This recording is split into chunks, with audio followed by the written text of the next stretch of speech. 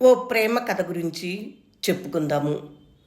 చిట్టి గుండె మరువలేని కథలాగే నా గట్టి గుండె కూడా మరువలేని ఇదే కథ నేను పనిచేసిన ఒక ఊరిలో జరిగింది. ఏళ్ళు గడిచిన మరపు మడతల్లో నుండి అప్పుడప్పుడు గుల్లలో నుండి బయటకు వచ్చే నత్తల ఆ జ్ఞాపకం, అబ్బాయి రూపం నన్ను కాసేపు కలవరపెడుతుంది. వాళ్ళిద్దరూ ప్రేమించుకున్నారు. ఇంట్లో ఒప్పుకోలేదు అని అబ్బాయి ఆత్మహత్య చేసుకున్నాడు. అమ్మాయి మరో పెళ్లి చేసుకుని భర్త పిల్లలతో బాగానే ఉంది. నాకు బోలెడంత సందేహం. అమ్మాయి కూడా ప్రేమించింది కదా, అబ్బాయి ప్రాణం తీసుకునేంత ప్రేమ గాఢత అమ్మాయి ప్రేమలో లేదా? ఉంటే తను చనిపోవాలి కదా. పాపము శమించుగాక. ఈ మాట ప్రేమపైనే ప్రేమ. అబ్బాయి ప్రాణత్యాగం పట్ల బాధ, సానుభూతి. ప్రేమ ఎంత మధురమో ప్రియురాలు అంత కఠినం. పిరికి వాళ్లకు ప్రేమించే అర్హత లేదు అనుకుని గమ్ము నుండిపోయాను.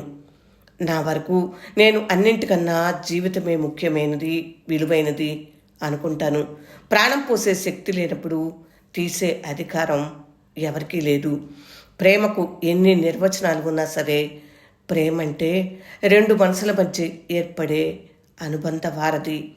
ఆ వారధి అనురాగం, ఆత్మీయత, అవగాహనలతో ఏర్పడవచ్చు. వయసు, వ్యామోహం, ఆకర్షణలతో కూడా ఏర్పడవచ్చు. One side or two side కూడా ఉండవచ్చు. అయితే ఏ ప్రేమ వారధి బలంగా ఉంటుందో మనకు తెలుసు.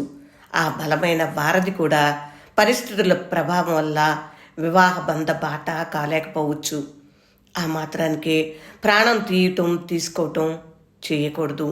అన్ని ప్రేమ పెళ్ళిళ్ళు సక్సెస్ కానట్టే పెద్దలు కుదిర్చిన పెళ్ళిళ్ళు కూడా విచ్ఛిన్నం అవుతున్నాయి. లోటుపాట్లు వివాహ బంధంలో లేదు.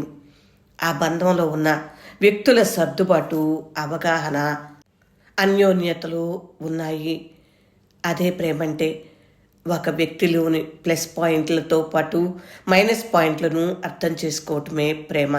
ఎందుకంటే ప్రపంచంలో ఏ వ్యక్తి కూడా సంపూర్ణుడు కాదు, కాలేరు కూడా. చిట్టుగుండె కథ ఛానల్లో ఉంది, తప్పకుండా వినండి. విని మీ స్పందన తెలియజేస్తారు కదూ, అక్కడ ఎదురు చూస్తూ ఉంటాను. తప్పకుండా కథ వినండి.